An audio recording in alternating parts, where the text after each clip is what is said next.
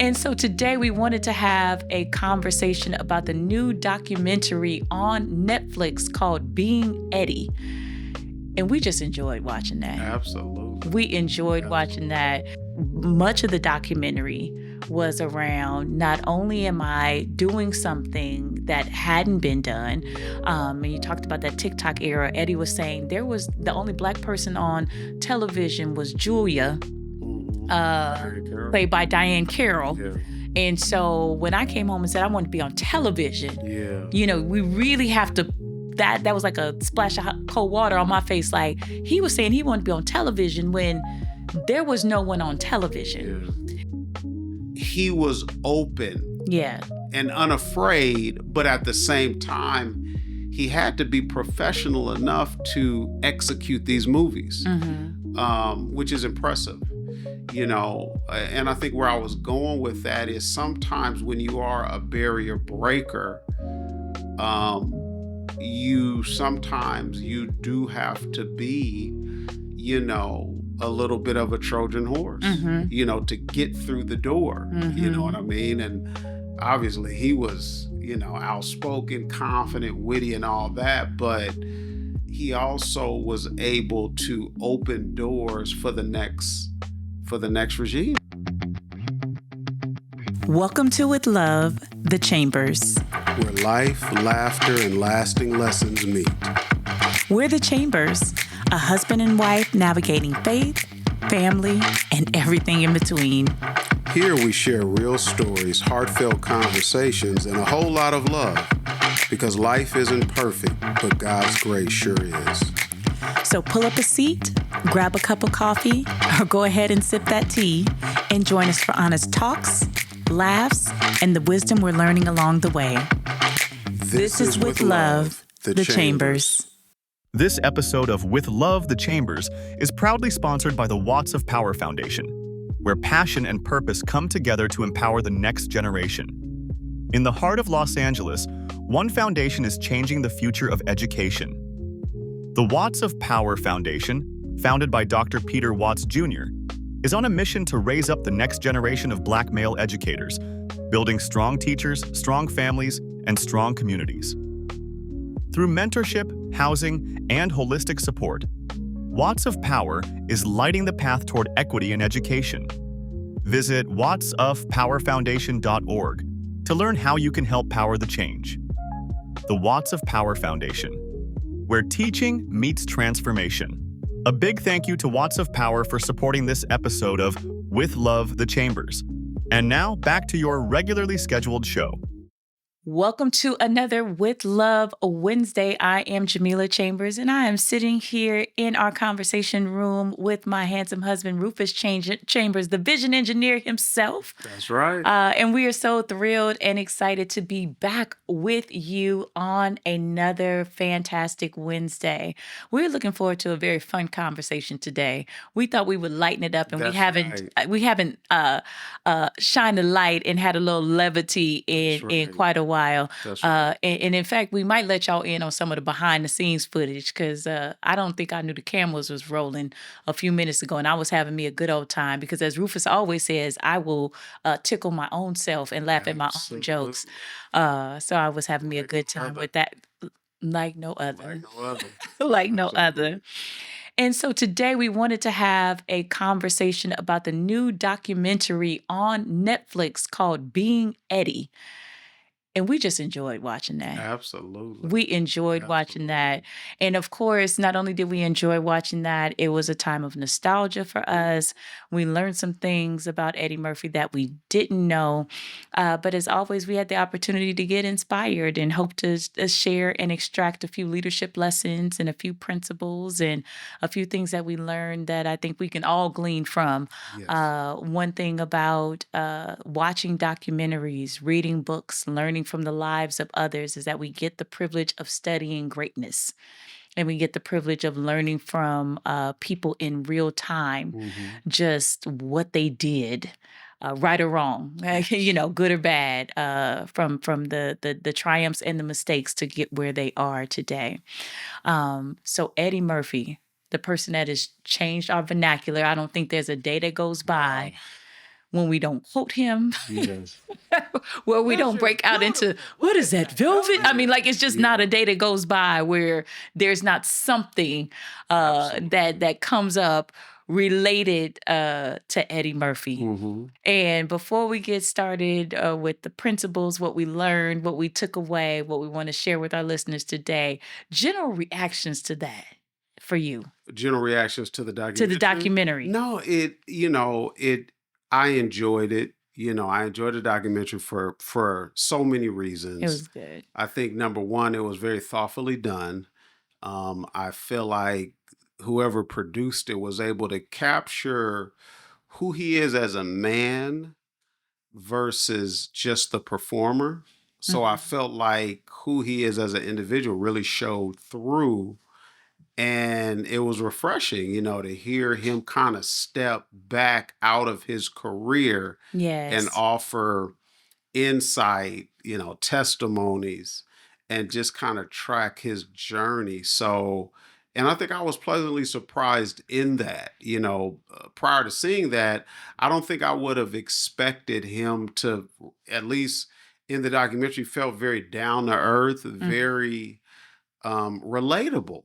Mhm. As successful as he's been, as wealthy as he is, as well traveled as he seemed very relatable, from his upbringing, from his family, dealing with loss, dealing with success, dealing Mhm. with lulls in our careers, and then dealing with, a resurgence, and even transitioning from single to married father, now Mhm. grandfather, Sure. even seeing him kind of go through that, So I really, really enjoyed it. Really. And to your point, I feel like he's one of those persons that were really a part of a childhood and Oh, part of a absolutely. maturation process, Absolutely. and many laughs were granted by way of Eddie Murphy, not just for me, but family laughs. You know what I Yes. mean? Seeing Coming to America together as a family. I mean,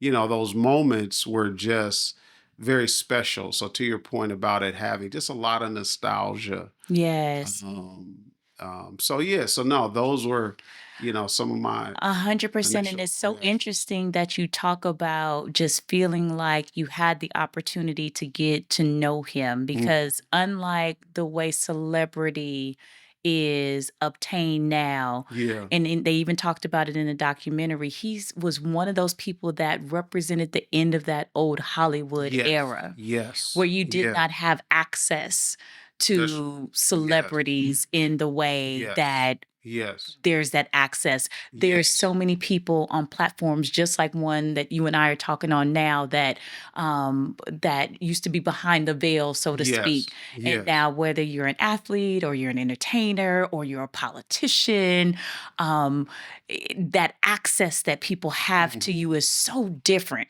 Yeah. Whereas Eddie, back then, you got to know him really primarily through the art. Yes. And Yes. so, whether you saw him on Saturday Night Live for the first time, or those early films, Trading Places and 48 Mhm. Hours Yes. and all of Yes. those things, or whether you were introduced to him like our children were all Mhm. those years later as Dr. Doolittle and Daddy Daycare, Yeah. the way they got to know him, Candy Cane Lane, Yeah. most recently, even over the holidays. And Mhm. so, no matter how you got the opportunity to experience him, it was primarily through art up until now. It Mhm. was like the first time I felt Yeah. that he spoke about himself Yes. to a degree and to a depth kind of outside of uh, the art form of it, Mhm. and the interviews surrounding the art and the interviews, kind of leading up to that. Yeah. Um, but starting off at the beginning, which I thought was very, very interesting, and you and I have a young budding artist in our Yes. house as well. Mhm. He said flat out, "I was born for this." Mhm. I was born for this. Yeah.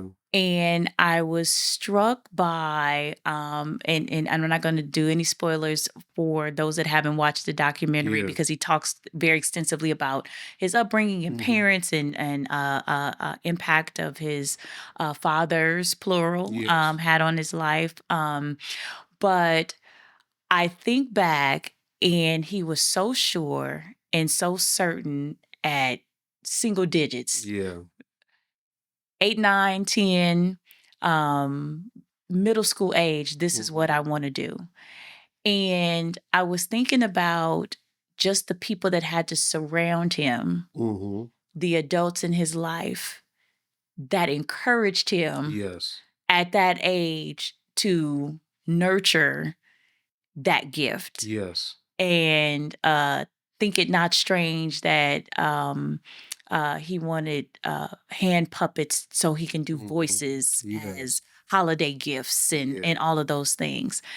And so for you, when you're exposed to that, and we talk a lot on this platform about people that speak into our lives and Mm. mentorship and the way gifts and talents are developed, I thought that was a critical and crucial moment, like even before there was a name in lights, Yeah. even before there was um, the artistry that we have come to experience, there were people that just didn't talk him out of it or That's didn't right. tell him that he couldn't That's do it. right. And I thought that was powerful. Yeah. What's your response to that portion of his life, those early days, those first moments Mhm. before becoming the Eddie that we got the opportunity to meet? It was very refreshing, to hear that he was in an environment where he was allowed to work out his gift as a boy, as a Yes. child. And, I think a lot of times, we see it manifest itself if it's a sport, if it's a musical instrument, Mhm. but comedy, I think, is something more peculiar and more unique. Yes. So to see him talk about that, it was refreshing, to hear, that, a family, a young man growing up, in that era, the 60s and 70s, that his parents and his village, they allowed him that space to do that. Yes. And they did it so much so that he was able to, like you say, articulate at a very young age, this is what I'm doing, Yes. and I'm going to be famous by the time I'm 18 years old. I mean, Absolutely. that to say that at that time, because, saying that in the TikTok era, that's Yes. one thing. You're Yes. looking for one reel to go viral and then Sure. I'm popular. Sure. We think about people like, the guy Shiggy who blew up however many, I don't know what he's doing now, I don't know. but I don't know if Kiki still love him. yeah, I don't know I if don't, Kiki's still riding, but apparently Kiki was riding for him at but one point. he became famous Yes. in this viral. Somebody got to tell us in the chat. For some reason, I think he got in some big trouble. No, I don't think Is so. that not him? No, Okay. no, no, Okay, I'll not bring it him, back. not Okay. him. But anyway, but for him to say it in the 70s that by the Yes. time I'm 18, I'm gonna be famous, that was a very confident statement. And again, he was working it out in real time. And even how he said his first routines was really about impressions, Yes. so that was the door. And then getting on Saturday Night Live as Yes. a teenager, Yes. and 19 or so years representing old, something like this that. new comedic guard there. And what happened? We saw what happened. History was made.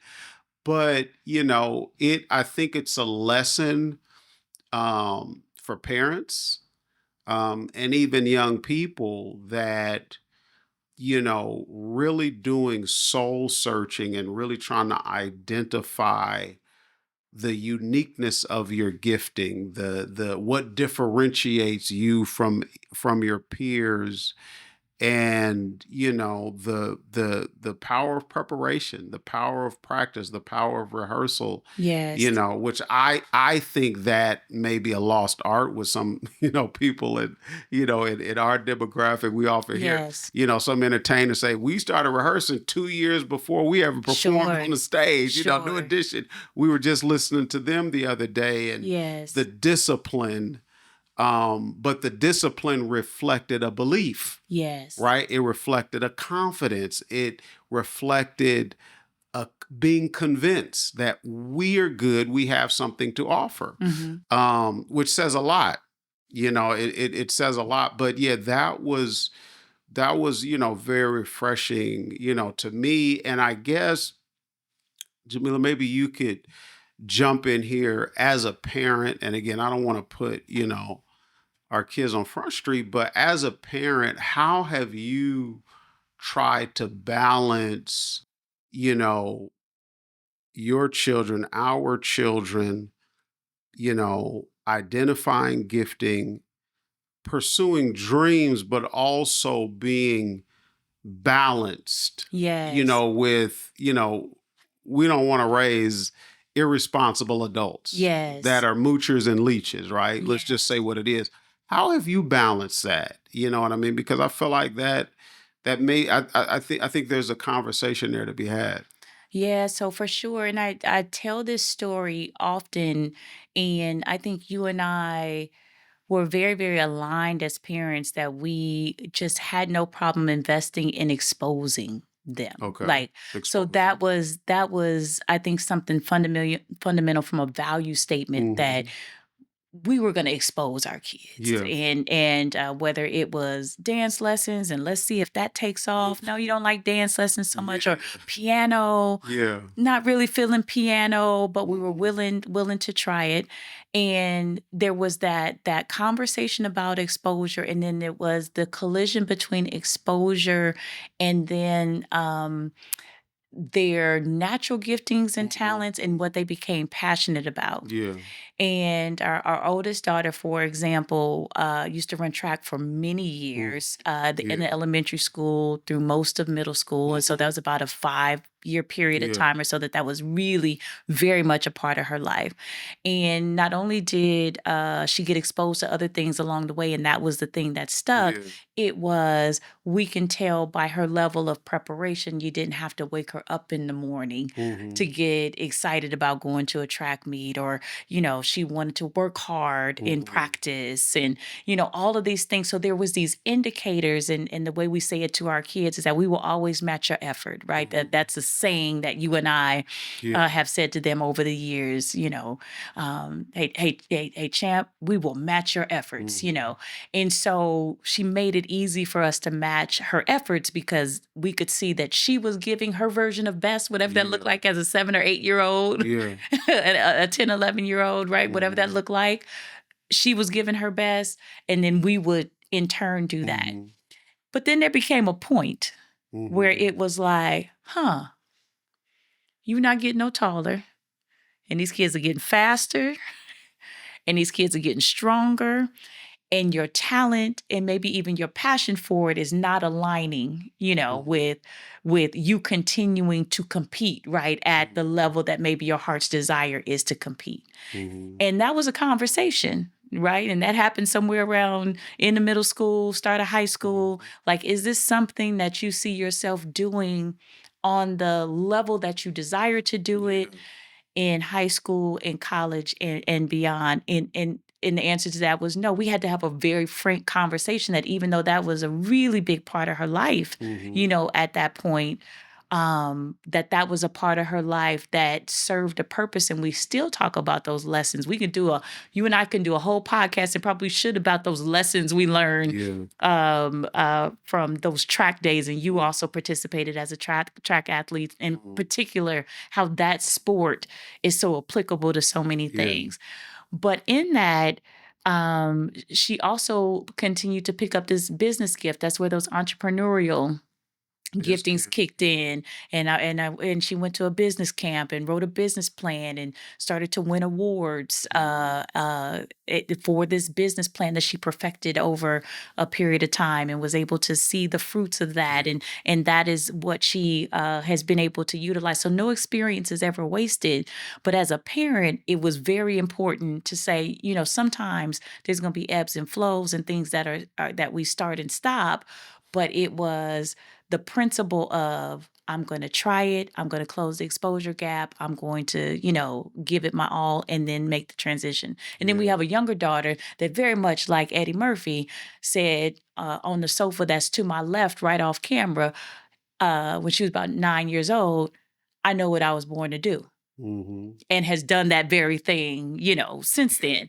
Yeah. And so I think that was part of it for us as parents, and for us having that conversation, that all of our children have unique gifts and talents and Mhm. abilities.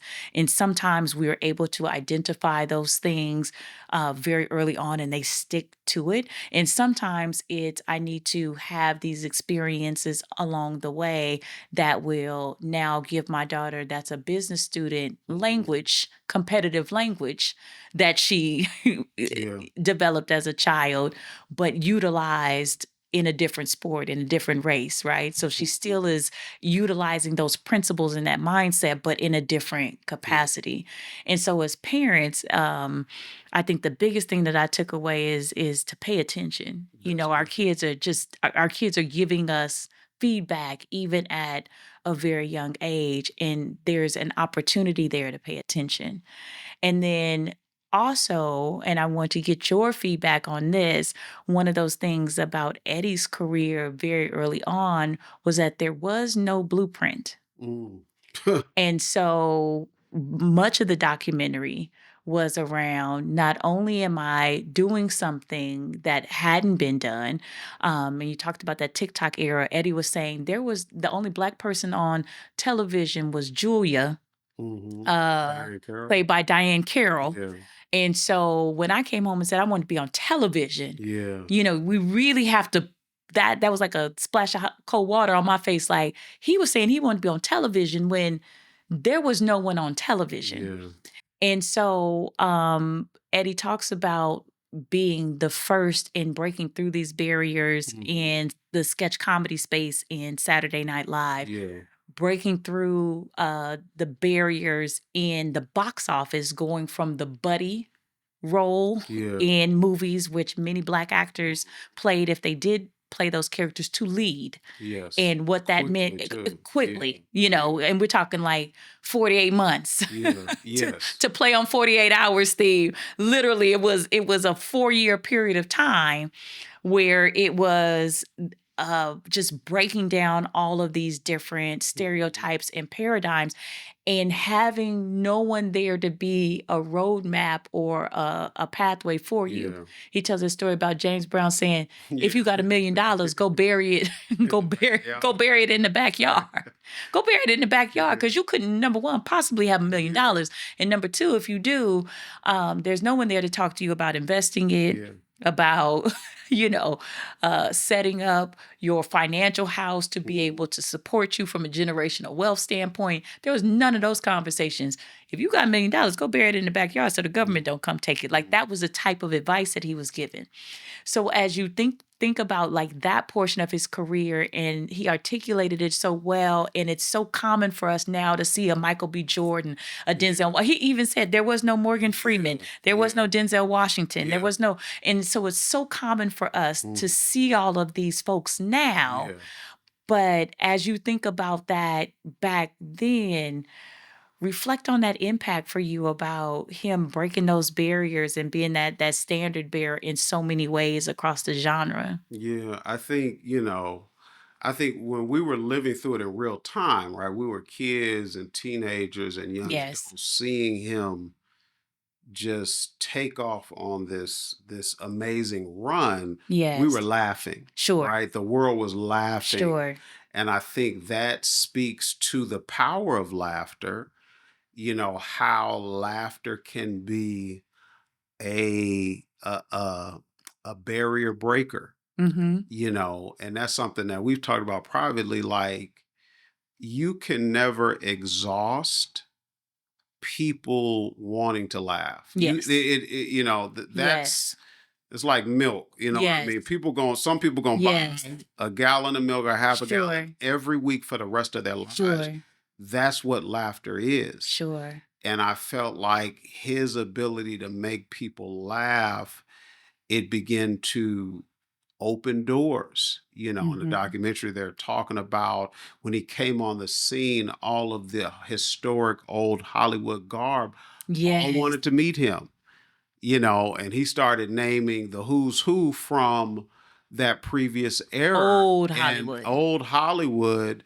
And I think, again, it was laughter, but also it was clear. He had a presence, he had a maturity, Mhm. and he didn't even talk about that, but he would not have been able to do what he was able to do Yes. without having some level of decorum. Yes. You know what I mean? Because it was too groundbreaking. You know Yes. what I'm saying? So that was another thing, like, him going into these rooms with this old Hollywood Mhm. place and getting to these directors and the producers to believe in him, he obviously handled himself with a certain level of maturity. Mhm. You know what I mean? Because if not, they would have shut the door. Mhm. Hollywood, yeah, they made money off Eddie Murphy, but they weren't, quote unquote, needing him, quote Sure. unquote. You know what I Sure. mean? So, that was wonderful to see. And I think, when you think about it, and we think about the brashness of his stand-up, Sure. he would get on stage and say some wild stuff Absolutely. about men, about women, about We just watched Raw sexuality, again last night about after the race. documentary. You know what I mean? Yes. So it's clear that he was open Yeah. and unafraid, but at the same time, he had to be professional enough to execute these movies, Mhm. which is impressive. And I think where I was going with that is sometimes when you are a barrier breaker, um, you do have to be, a little bit of a Trojan horse, Mhm. to get through the door. You know what Mhm. I mean? And obviously he was, outspoken, confident, witty, and all that, but he also was able to open doors for the next regime, the Mhm. next. And I think, again, laugh, and that's why I always talk about laughter and music, those, and sports, really. Yeah. And you think about, the history of African Americans in the United States, those three things, Mhm. entertainment, athletics, Yep. and music, Yep. have opened countless doors for some of our most talented and gifted people. And they, to a certain extent, normalized Mhm. our place and our presence in this nation Mhm. through the arts, Mhm. which is there's something to be said about that. And we could take this conversation a whole different direction, but I appreciate that about him. And I, one of the things I was really surprised about, Jamila, you know, in the documentary, and I'd love to hear your thoughts on it, is, when he said, he wasn't a big partier, Mhm. he wasn't snorting cocaine, he wasn't using Mhm. heroin. He said, first time I smoked marijuana, I was 30 years old, and he had Mhm. been in entertainment since Yeah. 18. So even In the that, 80s. in the Yeah. 80s, mind you, where, It took Dave Chappelle to break yeah, that down. yeah, Like, yeah. no, no, no, He no. knows what a cocaine Yeah. is, No, he period. survived being Eddie Murphy in the Yeah, in 80s. Yeah. the 80s, you know what I Yes. mean?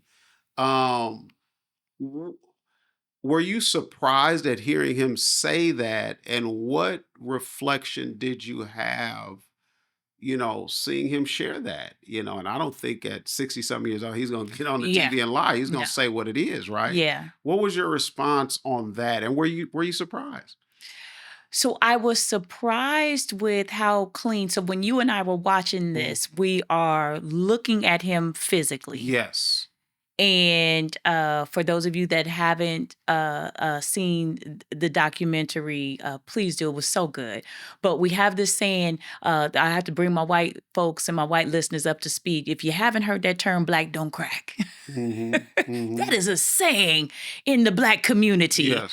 Yeah. That black folks just tend to age well. If you quote unquote live clean, don't do a lot of heavy drinking, Yeah. don't do a lot of heavy smoking. And that clean living is also attributed to treating people well and being a person of faith and all the things. If you quote unquote live clean, as black folks, you tend to physically age well. That's just part of the benefits package. And so we're looking at Eddie and we're saying he looks good. I mean, just looks great. You can just tell that he hasn't lived a hard life. A rough, yes. So hard life in the sense of doing hard drugs and not treating his body well and things of that nature. So when he said it and we're physically looking at him, we said, that makes sense. Yes. Because we're looking at, and also too, and we've done many conversations on this podcast about the level of scandal people have lived through and our heroes have lived through and the credibility. And Eddie is the first to tell you when I was in the 80s doing Raw and telling these jokes about Eddie Murphy, he tells this joke when he does the stand-up opening monologue on the anniversary of Saturday Night Live. He said, if you would have told my younger self that I would be here all these years later and Bill Cosby would be the person that was coming out of jail and, having all these legal issues and having his credibility questioned the way it has been. And I'm the person at home with 10 kids and living a quiet life. He said, I would have even taken that bet. I would have bet against me if you would have told me that this is how this would have turned out all these years later.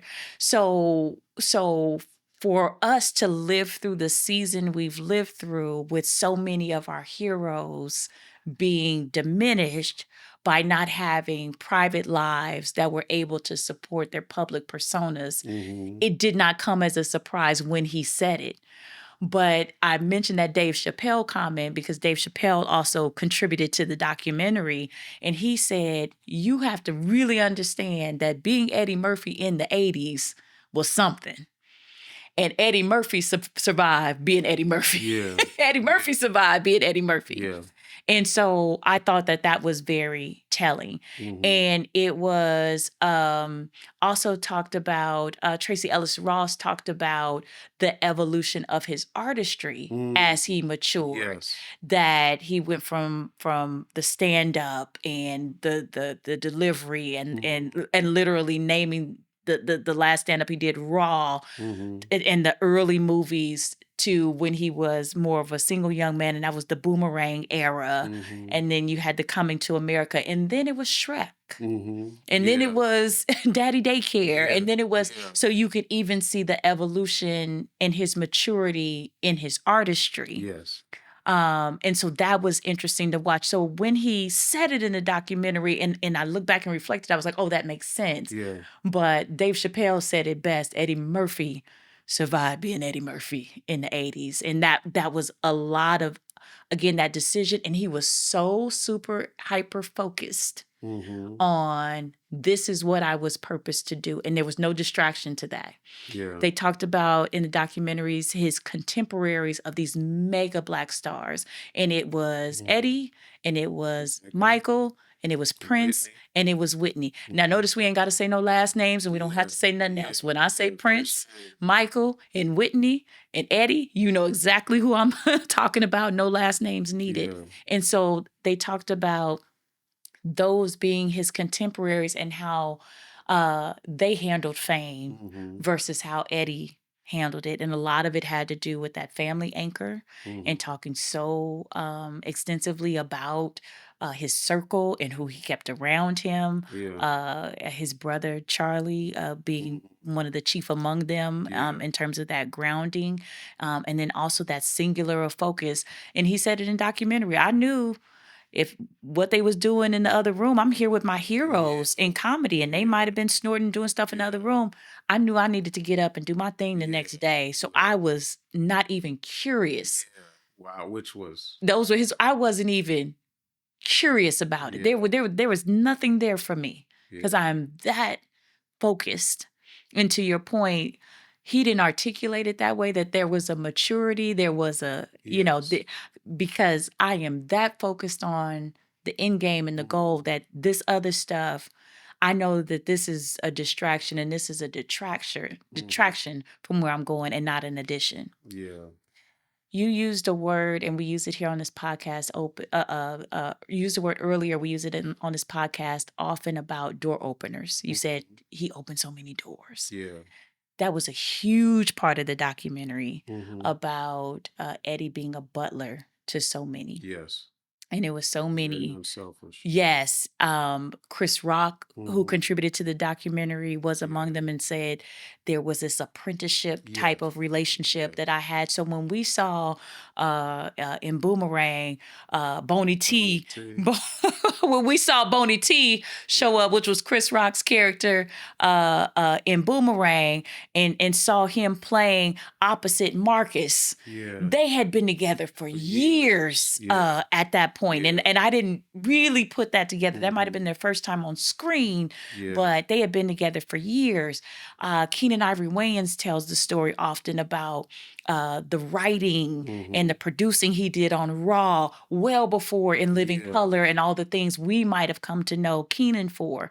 And so the Hudlin brothers, one of the Hudlins was on and participated in the documentary and talked about Boomerang and the storytelling that Eddie wanted to do. And he used his stardom and his fame to tell a story like Boomerang, where there were Black executives centered in a romantic comedy and not which hadn't been done before, but because it was Eddie, he was able to do that.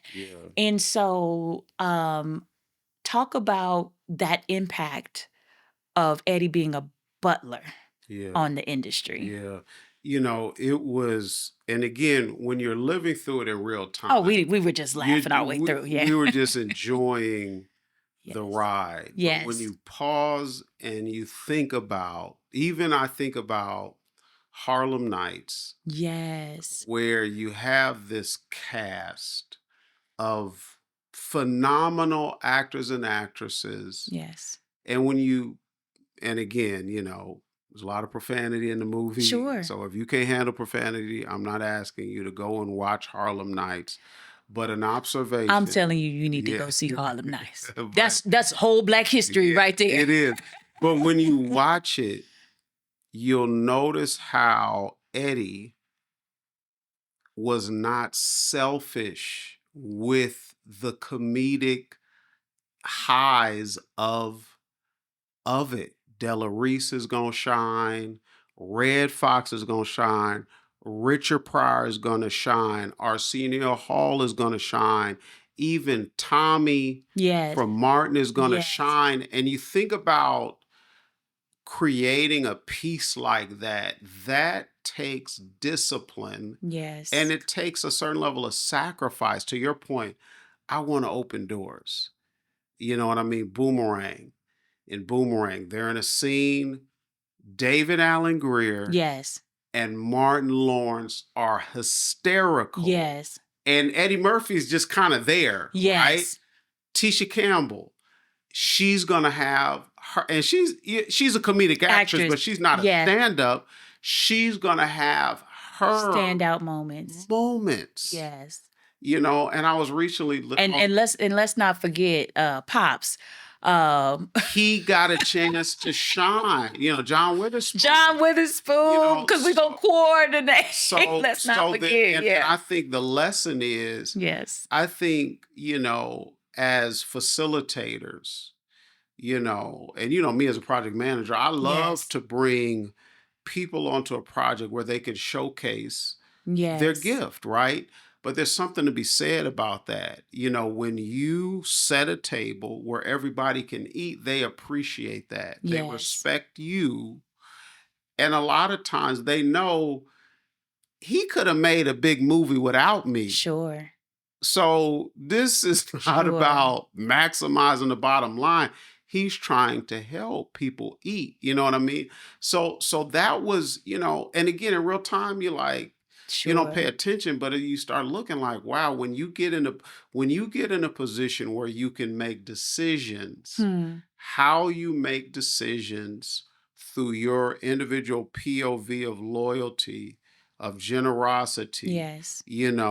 of each one reach one, or whatever you want to call it, it matters. Yeah. It Yeah. matters. And you see what happened with Chris Rock. I mean, Chris Rock goes from Pookie in New Jack Sure. City to becoming Chris Rock. one of the Yeah. one of the most thoughtful, socially conscious comedians of our era, bar none. Yeah. You know what I mean? Yeah. And that says something, you know what I mean? And I feel like, again, if we, get into a conversation on faith, we know, about giving and receiving, and, you sow what you reap and all of that. But, it's very commendable, to me to see even life. I think about life and, him and Martin Lawrence, they were riffing, but Yes. then you had all these other stars, Bernie Mac, and,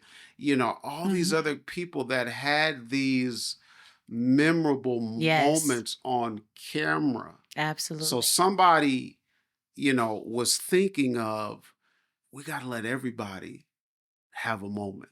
The ensemble. The ensemble, Yes. Hakeem Woodbine, Yes. the mute character, Yes. but it was still very memorable. Yes. You know what I mean? So I think it, and again, it's back to being surprised. Yeah. A person with such a big talent was able to allow others to showcase their talent when it may have not been a necessity. I don't know if Paramount Films and none of these other was asking him, well, Sure. we want you to do less so you could. I don't know. Yes. Don't know, but I doubt it. You know Yeah. what I mean?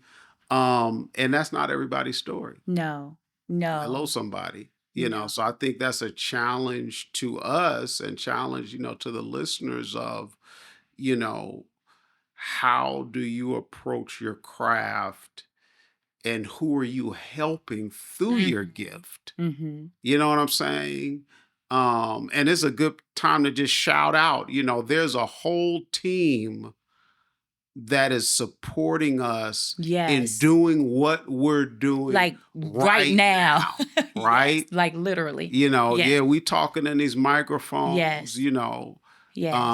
but we have an amazing team. Some that are here present right now. Shout out. Let me look in this Yeah, camera. yeah, Shout out to Brandon Johnson. Come on now. C2R Productions. That's right. Go ahead and Google them. That's right. Lead That's us right. into Brandon. That's right. Leave That's the commercial. right. Yeah. Brandon, lead the commercial Exactly. in. Yeah, there we go. But Brandon, Aunt Lo with Aunt Lo Productions, Raven, with our social media. Then we have our, graphic design team, Yes. Calhoun and Yes. others, that are Yes. helping. See, we messing around naming names now, so we're gonna get in trouble. Let's be cautious, just so we don't forget anybody. Yeah, there we go. That's why I said we messing around trying to do names now. So now we're gonna be in trouble. But anyway, that's when it kicks in. That adolescent senior gonna kick in. Yeah. But there's something to be said. Yes. Because I'm grateful for where we're at. And, it feels good to be able to share, you know what I mean, what we do and what we have Sure. with highly skilled, highly competent, highly gifted people. Yes. You know what I mean? And looking at Eddie Murphy's career, it's clear that he's done that consistently. Yes. You know what I mean? Even we were looking at the credits on Raw. Keenan Ivory Reyes Yes, was absolutely. writing the skit with him. Robert Townsend in the I think, credits. directed it. Yes. It's like, wow, that Yes. was, I think, 1987 or 86 or whatever. Yeah. And again, you're being intentional. I got something I'm working on. That's right. Y'all Let's pull up. meet. We gonna put this thing together. You know what I mean? And I think that's how it should be. You Yes. know what I mean? I think But that's how that's a it big should be. lesson. That's a big lesson. The the Absolutely. the voice of the ensemble, Yes, um, and absolutely. Coming to America is another example. I Yeah. mean, Oh my goodness. everybody You get think got about the it. time. Everybody got the time to shine. Everybody took center stage. Yeah, yeah. Um, Even though he played so many characters too. he did. He did. He played He so many did. characters too. And that was a great part to learn too, and a great part that I think is a wonderful way, because we can have this conversation just in so many ways But we gonna about. land the Yeah, plane. yeah, yes, that's what I said. We can have this conversation in so many ways, but we're going to land the plane because On behalf of TSA workers, we gonna land the plane. that was last week's episode. Yeah. On behalf of the TSA workers that we hope are back at work Oh, now, praise the Lord, Lord. help us, help us. We're gonna land the plane. But one of the things that came out and was really very clear that I felt like I learned about Mhm. Eddie Murphy is that uh gosh, he said so much. He wasn't afraid to pivot. He Mhm. does not even do that laugh anymore. That was his Yeah. signature laugh, Wow. because not letting things distract from his artistry. Yes. The same documentary talked about him having number one box office hits and a hit song at the same time.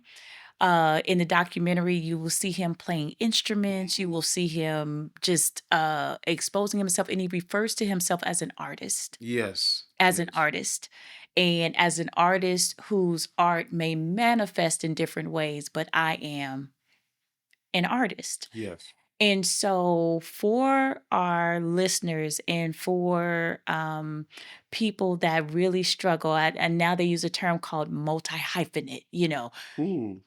Oh, you haven't heard that term? I've Multi-hyphenate. Yes, multi Mm. hyphenate. Those are people that will say things like, "Well, I'm an artist and I'm a pastor and I'm a Mm. writer and Mhm.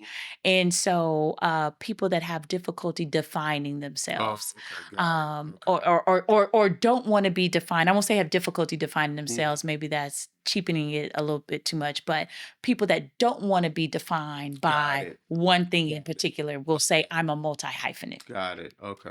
Fancy way for saying I do a lot of stuff Yeah. and I'm good at a lot of stuff. So That's fancy. very millennial. Very Oh, we fancy. our Gen X way. We just say, "Oh, I do a lot of Yeah. stuff." But yeah, I'm a multi hyphenate. Yeah. But Eddie describes it with just saying, "I'm an artist." Mm. Mhm. And I'm an artist, and my artistry might manifest itself a variety of different ways. And he very clearly said, as long as I'm having fun doing it, and as long as I think that it's good, that's always the best stuff that I've put out. Mm. If I'm enjoying it, if I'm having fun, if I am still more invested in the process, so to Yeah. speak, than the product never lets me down.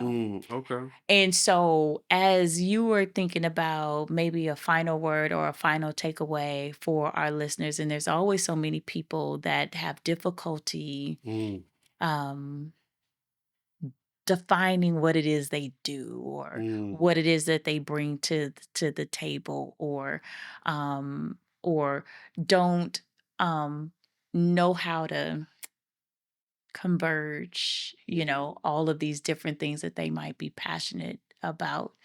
What can you say to them based on Mm.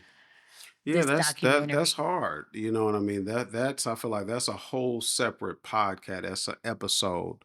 But I will share one thought Yes, regarding that. I would say, to the listeners, take a time out from the comparison disease that so many people have. Because when you become obsessive with comparison, you can lose yourself, you can lose your uniqueness, you can lose your identity. You know what I mean? So I would say chill on comparison. If you need to take a break from social media for that a little part. while, do that so that you can really spend time with yourself, spend time with your victories, your defeats, um, spend time reflecting on your resume, just to remember what you have done. Mhm. Think about the positions. Think about the moments of significance Mhm. that you've had over your career, or had, in your life. It was like, Mhm. wow, what was it about that moment that was so significant? Yes. Why did I feel like I had climbed Mount Everest in that moment? Why did I feel so fulfilled in that moment? Yes. We have to do inventory. We talk a lot about that. You have to do self inventory to Mhm. really find your unique gift or your unique value add. And I Mhm. know that people, the term purpose has been oversaturated, Mhm. and some people in faith circles think that that's a whole thing. And I don't want to get into that, but I would encourage people, pause on comparison, lean into your story, your journey, and try and find those moments of significance. You know what I mean? Those moments of significance, and then I think that can really help, because to me, when you identify those moments of significance, Mhm. those moments of, you can start to project into the future, say, wow, I want to do more of that. Yes. I Yes. want to figure out how to replicate that convergence, Yes. of helping. I mean, it may be a moment Yes. of helping, it may be a moment of fulfilling, it may be a moment of giving back, but also allowing your gift to be exercised. You know what I Mhm. mean? So that would be my final word, on this. And you think about Eddie Murphy, it was in a closing thought on him. I think it was Arsenio Hall, or one of his good friends was saying, you go through his house and you see all of these ideas that are written down. Yes. It Yes. may be a script, it may just be an idea. And he was Yep. even talking about, he would just record ideas into Yeah. his phone. In other words, when you tap into your uniqueness, Mhm. your gifting, then it will become a creative well, if you Mhm. will. You Mhm. know what I mean? That creates not only for you but for others. But Mhm. i'm gonna I'm gonna land the Gonna land the plane on plane right that. there. Yeah, Gonna because you'll land. say, oh, there go preacher talk. He talking No, too no, loud. you had me He thinking. talking too loud. You had me thinking about Elder Michelle Love describes them as doodles. That's right. That's right. That's her word Elder that I Michelle Love, yes, that I stole that from her. curator and founder of the God Project. Come on now. Come on now. So Another shout yeah, out. But absolutely. that's how she describes that Yes, process of yes, how God will give us yes. a little bit, just a little bit at a time. And so Yeah, that she doesn't lose it. She describes it as a doodle. And she's also a creative and a wonderful musician and absolutely. composer and Absolutely. classically trained pianists and all of those things. And so Absolutely. I think there's wonderful things for those of us that are not creatives Hmm. that we can get language around Yes. and practice around Inspiration. tapping and inspiration around Absolutely. tapping into that level of creativity Absolutely. for ourselves. That's it. Absolutely. So if you haven't seen the documentary, if you have not seen the documentary Being Eddie on Netflix, we encourage you to check it out. Borrow somebody else Netflix because Netflix tripping now. Yeah, I don't think you Netflix can don't do let you that. borrow Netflix like it used to anymore. Never. So you might have to go over to your neighbor's house and use their Wi-Fi to actually see it. So whether you have Netflix or you need to jump on somebody else's, that was such a great documentary, so much to It learn. was. And we love to continue to have this conversation with you in the comments about your takeaways and things that you took out of the documentary and definitely look forward to keeping this conversation going and for this next generation for Eddie Murphy Sean Connery era. I think That was somebody mentioned in the described it that was documentary. So mentioned next, so we're excited to see what he does next in his career, and we're so grateful for that laughter over the years, for sure, for sure. absolutely. Absolutely. Yes. So with that, we are going to sign off. We thank you for tuning in to another episode of With Love the Chambers. Yes. We would encourage you and request and solicit, please hit the like button. Please hit the share button. drop a comment. If you haven't subscribed to us, please subscribe. We need your help in cracking this algorithm Yes. and also growing our audience. We believe that these conversations are not just for us, they're not just for you, but they're for people that you and I know that just need a productive, fruitful conversation to get us through each day. So we're going to sign off from the Yes. conversation room. Yes. My name is Rufus Chambers, And I'm Jamila Chambers. and we'll see you again next time. God bless. This episode of With Love, the Chambers is proudly sponsored by the Watts of Power Foundation, where passion and purpose come together to empower the next generation. In the heart of Los Angeles, one foundation is changing the future of education. The Watts of Power Foundation, founded by Dr. Peter Watts Jr., is on a mission to raise up the next generation of Black male educators, building strong teachers, strong families, and strong communities. Through mentorship, housing, and holistic support, Watts of Power is lighting the path toward equity in education.